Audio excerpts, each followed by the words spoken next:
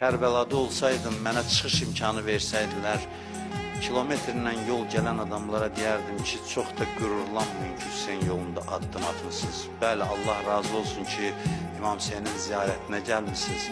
Amma siz az olanda heç acımamış sizi çağırırdılar xeymələrə, sizə yemək verirdilər.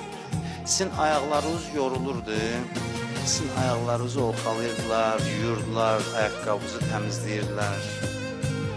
Amma mən bir karvan tanıyıram ki, o karvan da həmin yollarla hərəkət edirdi. Amma uşaqlar acından ölürdü, ləzzətli yemək pişirirdilər, özləri yiyirdilər, uşaqlara vermirdilər. Xanım Zeynəb ağlaya-ağlaya baxırdı az uşaqlara, susuz uşaqlara.